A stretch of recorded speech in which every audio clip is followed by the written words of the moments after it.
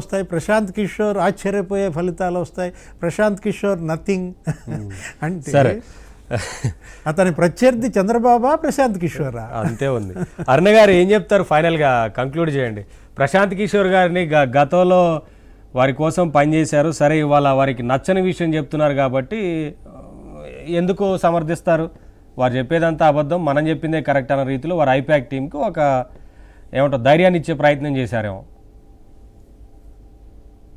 ఎవరైనా అంతే కదా సార్, వాళ్ళకి అనుకూలంగా చెప్తే మంచి వాళ్ళు, వాళ్ళకి ప్రతికూలంగా చెప్తే చెడ్డవాళ్ళు. ప్రశాంత్ కిషోర్ వాస్తవంగా అతను ఆ కాంట్రాక్ట్ అతను తీసుకున్నట్లయితే అట్లాగా మాట్లాడేవాడు లేదు మనకు కూడా తెలియదు. వాళ్ళు పక్కాగా బిజినెస్ మ్యాన్లు కాబట్టి, వాళ్ళు చేస్తున్న బిజినెస్ కాబట్టి ఆంధ్ర రాష్ట్ర రాజకీయ నాయకులతోటి జగన్మోహన్ రెడ్డి ఓడిపోతున్నాడు అని చెప్పేసి క్లియర్ గా నిజాలు చెప్పగలిగాడు. అదే ఆ కాంట్రాక్ట్ ఆయన చేతిలో కనుక ఉండుంటే ఆ నిజాలు చెప్పగలిగి ఉండేవాడు కదా. వాళ్ళ ఐపాక్ టీము మిగతా వాళ్ళు ఎవరైతే నిన్న జగన్మోహన్ రెడ్డి గారికి తెర మీద బొమ్మ చూపించారో మీరు నిజంగా గెలుస్తున్నారు అన్నట్టుగా, అదే బొమ్మ ప్రశాంత్ కిషోర్ కూడా చూపించేవాడు 100%. కానీ వాస్తవాలు అయితే చెప్పరు. ఎందుకంటే అసలు ఒక సోషల్ మీడియాలో వార్త హల్చల్ చేసింది, 119 సీట్లు అంటే కూటమికే 119 సీట్లు రాబోతున్నాయని ఐపాక్ ఇంటర్నల్ సర్వేలో వచ్చిందని వాళ్ళే గుసగుస.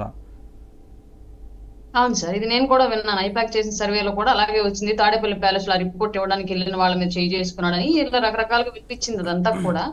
బట్ వాస్తవాలు అవి నిన్న జగన్మోహన్ రెడ్డికి చూపించినవే అవాస్తవాలు. లేదంటే వాళ్ళు వాస్తవాలు చెప్పినా సరే జగన్మోహన్ రెడ్డి కార్యకర్తల్లో ధైర్యం నింపడానికి, ఇంకా జనాల్ని మోసగించి మేకపోతు గాంభీర్యాలు ప్రదర్శించడానికే 151 వస్తున్నాయి మాకు, దేశం ఆశ్చర్యపోబోతుందని చెప్పేసి జగన్మోహన్ రెడ్డి అబద్ధాలు చెప్పాడన్నది మనకు తెలియదు. కానీ రాబోయే రోజుల్లో భారీ మెజారిటీ తోటి కూటమి గెలవబోతుంది, అధికారం స్థాపించబోతుంది. అట్లాగే నా అంచనా కరెక్ట్ కనుక అయితే జగన్మోహన్ రెడ్డి గారు లండన్ సతీ సమేతంగా వెళ్తున్నాడు కాబట్టి ఒకవేళ కౌంటింగ్ టైం కి తిరిగి వచ్చినా సరే భారతీ రెడ్డి గారిని లండన్ లో వదిలిపెట్టేసి వస్తారు వాళ్ళ కూతుర్ల గారి దగ్గర అని చెప్పేసి మాకు అనిపిస్తుందండి. ఎందుకంటే ఈయన మళ్ళీ తిరిగి వెళ్ళడానికి ఈజీ కాబట్టి.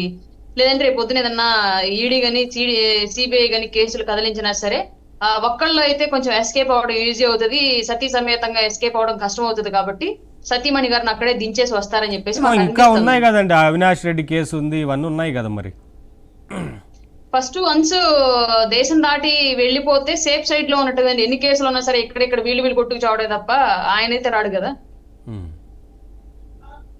అటువంటి ప్లాన్ ఒకటి ఉందంటారా? 100% భారతీ రెడ్డి గారిని అక్కడే దించేసి వస్తారని నేను అనుకుంటున్నానండి. కౌంటింగ్ టైం కి జగన్మోహన్ రెడ్డి గారు వచ్చినా సరే భారతీ రెడ్డి గారు అబ్రాడ్ లోనే ఉంటారు. ఓకే, మీరేం కంక్లూడ్ చేస్తారు ఫైనల్ గా? ప్రసాద్ గారు చెప్పండి. ఇప్పుడు జగన్మోహన్ రెడ్డి గారి యొక్క లండన్ టూరు, దాని పర్యవసనాలు మనం చూస్తూనే ఉన్నాము.